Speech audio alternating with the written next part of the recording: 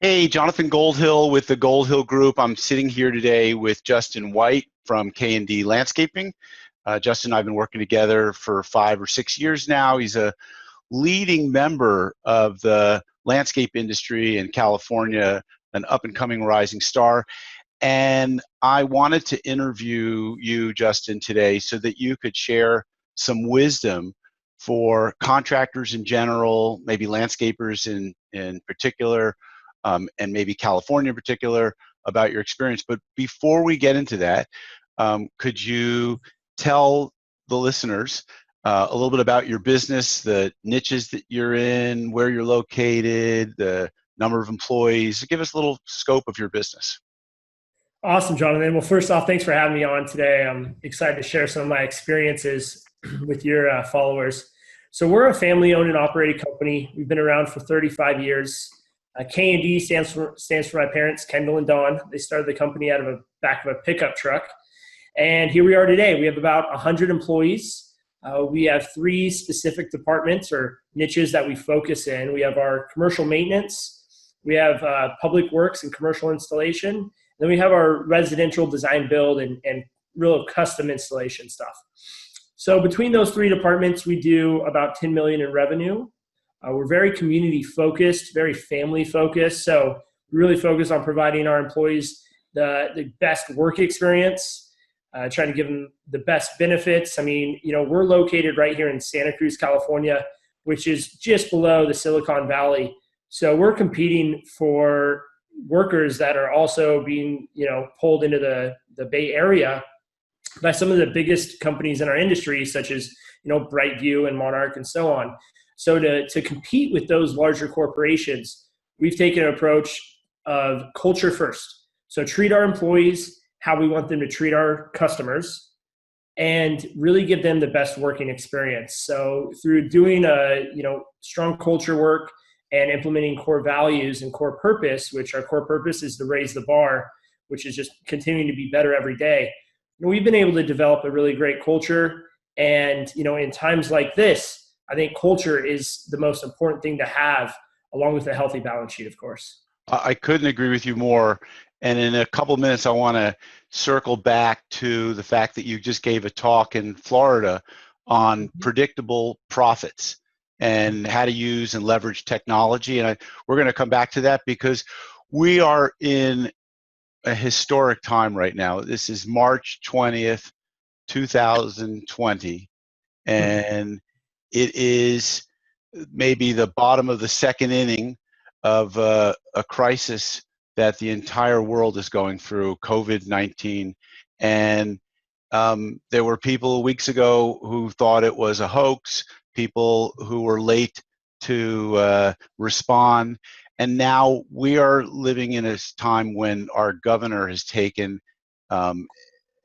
put a new ordinance in place, which is a stay-at-home ordinance, which has put the landscaping industry in a questionable position, a gray area of whether you are allowed to be doing work out there or what types of work. And so could you talk a little bit about what changes you've had to make in your business today with COVID-19?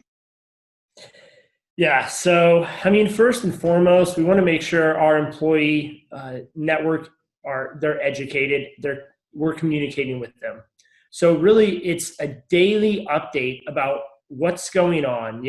I think it was the 17th or the 18th, we had a countywide shelter in place, which, again, essential businesses only. Landscaping is yet to be specified in any of these orders. So construction's been talked about, and that's permitted to continue. But what about service providers? They mention electricians and plumbers, but they don't really talk about landscapers. So that's been a little bit of a difficult time for us to really figure out, what is the right path forward? How do we make sure our employees are safe while also ensuring that our customers are safe as well? So some of the things that we've done is we went all remote with our office team through Zoom, through other cloud-based software. We've actually made a pretty easy transition into remote workforce. Everything's up in the cloud these days. We utilize EOS traction tools. So we have a digital scoreboard. We have our quarterly priorities. We have our to-dos all on digital workspaces. And we're doing daily conference calls, which we already have a daily huddle, but we've actually extended these to be about a 30-minute daily conference call with our management team. There's about 13 of us that call in every day. And then we have departmental huddles. And some departments are completely off right now, but they're still huddling every day with the entire foreman and the department leader to make sure that they're understanding what's going on and we're communicating the path forward. Everyone's painfully aware of what's going on right now in this moment, but no one really knows the path forward. So our job, even if we're not sure what the path forward is to let them know that we're working on a plan and we're here to support them and really to instill confidence in our team that K&D will continue to be around and their jobs are not in jeopardy, but temporarily we may have to hold back on some of our services. Now, Justin, have you had to lay off any people during this period, or do you anticipate laying people off? And what advice would you give to other landscapers who are facing this same dilemma or concern? Yeah, so actually the first thing we did on Tuesday is we officially laid our entire field team off. It was the day after the countywide ordinance went into place. We weren't sure of the future. We wanted to make sure our employees got signed up for unemployment immediately. That was very important for us, that every single one of our employees, hourly employees, were signed up for unemployment. So we actually did an official layoff on Tuesday. We set up a web page directing all of our employees to how to sign up for unemployment. We posted YouTube videos. We gave them all the information they possibly needed to go sign up. We've since brought some of our teams back into work as soon as yesterday, Thursday, to do some of our critical path infrastructure work, some of the public works construction. So I would advise the landscape companies out there that are, they're not sure what's going on. Basically, take the opportunity to give your employees the chance to file for unemployment. Worst case scenario, you're able to work next week and they don't need the unemployment resource. But, best case scenario is that, but worst case scenario, they don't get any work and they're able to collect some unemployment funds. So, you're in a pretty strong, I think, financial position and cash position. So I don't imagine that you're looking at the SBA disaster loan programs, at least not yet, I'm hoping. Fingers crossed, not yet. But, I have been involved in a program like that after the Northridge earthquake, and we had literally tens of thousands of business owners that we have helped through that program. And one of the suggestions that was just passed around yesterday was that business owners track their losses due to COVID-19 and categorize them somehow separately on their financial statements, which sounds like an accounting nightmare a little bit, but it's an interesting idea. So that if you were to go for tax relief or SBA loan or something, that the information would be readily or handily available. So. Yeah. Any thoughts on that for others? My advice on that is absolutely do it. We started doing that as of Monday of this week. I mean, just as simple, signing up for the professional Zoom subscription. That's a result of this situation that we're in. We've had to purchase a couple laptops. Anything that's essential to continue your operations that you weren't having to do 3 or 4 weeks ago, those should be tracked separately on a line item, and they should be classified accordingly. Along with any sick pay or vacation pay, even if it's an employee that already had accrued vacation, it's still important to be monitoring and managing that time. So let me ask you, before we got on this call, you were talking about how this is an unusual year. We've had in California almost no, maybe you said you had no rain, stoppages or delays. And last year in February alone, there were like 22 days, or at least by this time of year. And so what positive message do you have to say to landscapers who are working in the Sun Belt states or California about the situation we're in relative to where we were last year with no crisis? So I can only speak for us, and I know it's a different situation for some of the folks that do snow plowing. But for us, we have rain, and when it rains, we do a complete shutdown of our operation. We go from maybe having 80 employees in the field to dropping down to maybe having 5 or 6 just doing site inspections. So last year we had about to date, as far as like mid-March, we had about 22, 23 working days that were rained out. So, we're accustomed to missing days in the field. So for us, the fact that this year has had basically 0 rained out days, we're kind of stocked up. And in a way, we've already hit most of our first quarter budget goals, profitability goals. And a lot of our employees actually got some overtime last month as we were finishing up a big job. So I'm hoping that the employees are stocked up. I know us as a business is stocked up as far as revenue this year. But I'm looking at it as glass half full, kind of, hey, we haven't had many rain days. We're being kind of forced to shut things down. But for landscape operations, although the reason we're shutting down is out of our control, and that's creating a lot of panic. I know it doesn't feel great for me as a CEO, but stay calm, because you have to understand this happens normally in the landscape industry. It's nothing that we're not used to. Gotcha. So I saw a social media post that your company put out, I think today or yesterday, and it said, stay calm, but landscape on. And I thought that was pretty funny, leveraging off of that British humor.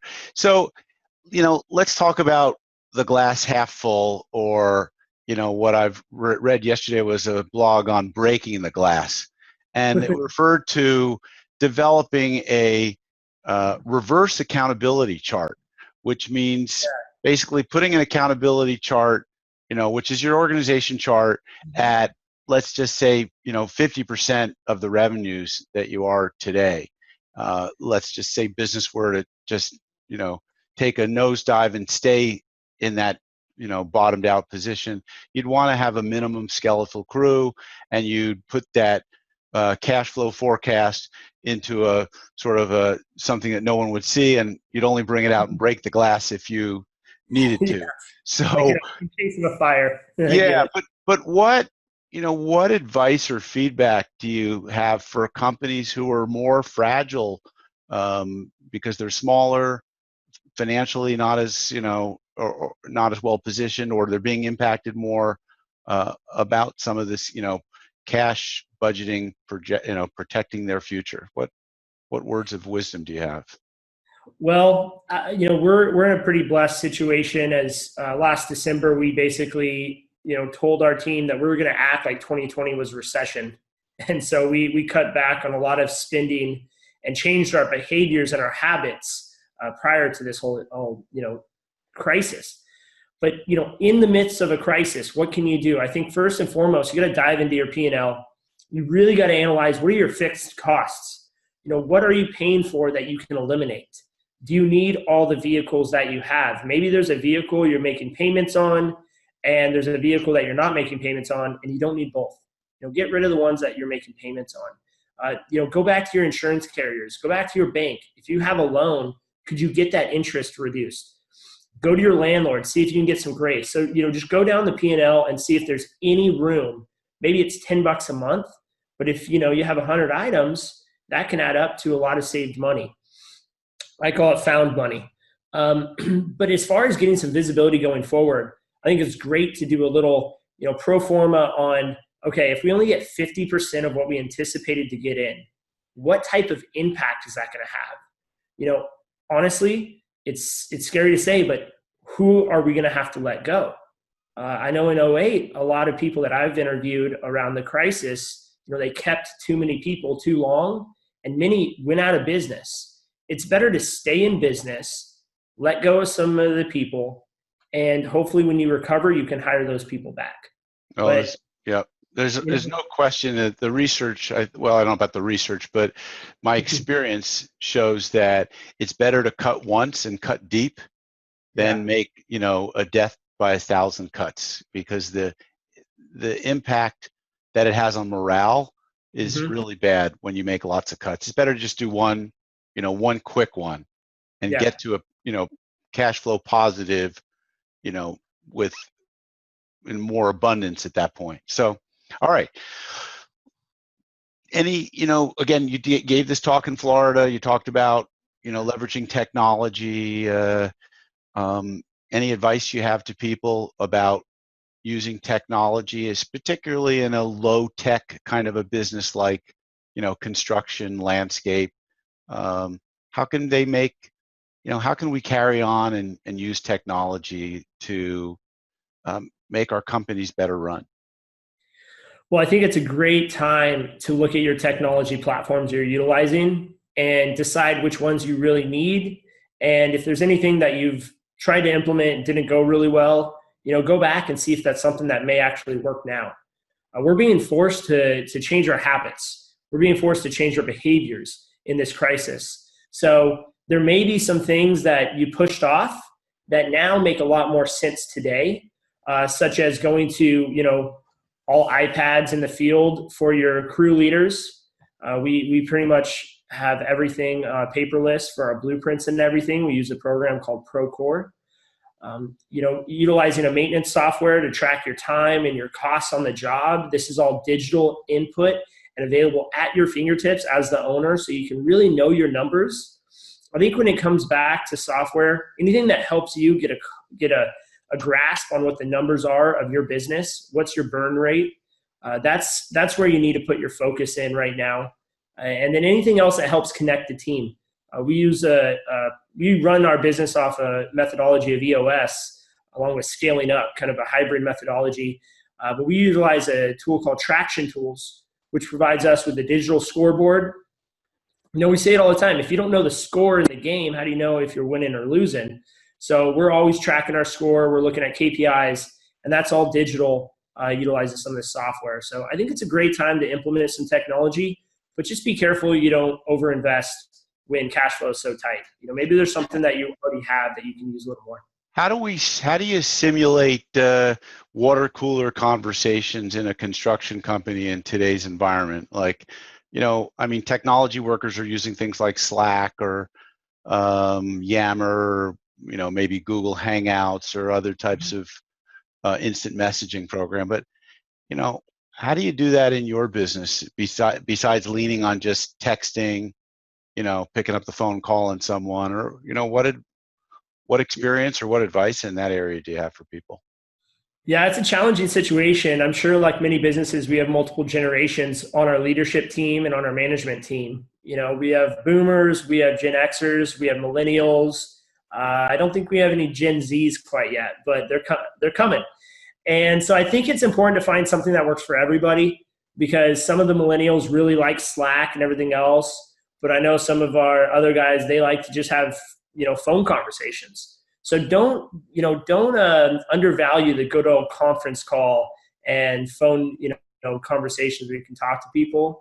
But we're utilizing a combination of text, phone, Gmail, little Google Hangouts, but we're trying to keep it pretty simple and keep it to 3 or 4 platforms right now. Well, that's good.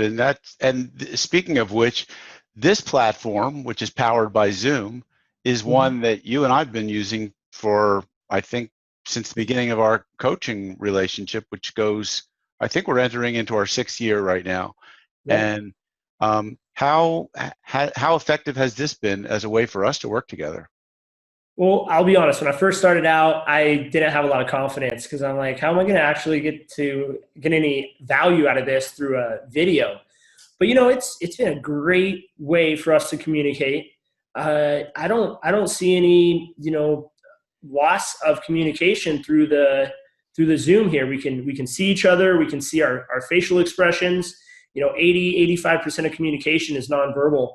So it's important to have that video element when you are meeting with people, and add that into your meeting schedule and your meeting rhythm. But for us, it's been extremely effective. I think I probably said back then, and I still say to people now, I don't really need to say it to people now, but it's even more effective. One, it eliminates, windshield time. It eliminates the distraction of what's happening in and around the office. And and we can look at each other's computers, which, when we're sitting opposite each other, we're not going to start turning our computers on and flipping the screen around. And this way you can see what I have on my screen, I can see what you have on your screen, and that's been really great, right? I can look at your calendar, give you some advice on that. I could look at your books. I could show a growth tool, a worksheet, an exercise, someone else's, intellectual thinking behind, what their work was. And so that kind of sharing, I think, has been really powerful. Yeah, I'll second that completely, because some of the things that I've learned from you is how to utilize Excel to a greater extent. And I've literally learned that through screen share. And then, we'll pull up our balance sheet every month or so and we'll go through each line. And you're kind of talking me through how everything, comes together and what, correlates with what. It'd be a lot harder to, we could do that in person, but it'd be that whole, here, look at this, look at that. So here we're both engaged and we're looking at the same screen. I think it's very valuable. Awesome. So anything you want to say as we wrap up? I think one thing I want to throw out there, and this has just been, something that's come to light here in the last few days is, as a family company, I'm fortunate to have my brother and my dad on our board. I can go to them. But even in these crisis situations, you have to be careful how you talk to your employees and honestly, how you talk to your family. Everything you do as a leader is magnified. Your behaviors, your actions, your words, they're going to take everything you say and do and magnify it. So if you're a little shaky, if you're stressed, it can completely damage the organizational vision. So for me, having you as a coach to come and just kind of let loose and not have to worry about anything has been very valuable. So just for anyone out there listening, if you don't have a coach or someone to talk to, get someone in your corner, have an accountability partner, because I think it comes from Vistage. It's lonely at the top. Well, thanks for sharing that sort of plug. And I couldn't agree with you more. These are anxious times for us. And if we have someone that we can connect to, that we can speak to in an unfiltered way, so that when we do go out and deliver the real message to to our employees, that we've sort of already tested the message with someone else and saw maybe how it's going to come across. Having that sounding board, someone to talk to, has been really powerful. And so I would invite anyone who's listened to this conversation and feels like they could benefit from talking to someone, from getting some expertise and advice, someone who's been in and around the landscape industry now for more than a decade and has worked with literally maybe 100 companies, helping them through these challenging times. I'd welcome that opportunity to have a conversation with you and help you through the challenges that you're going through. So Cool. Thanks everyone for listening. Justin, thanks for participating. And Justin White, CEO, K&D Landscaping, up and coming CEO and a great company and a great client to work with. Thanks. Thanks for the kind words, Jonathan. Take care. All right.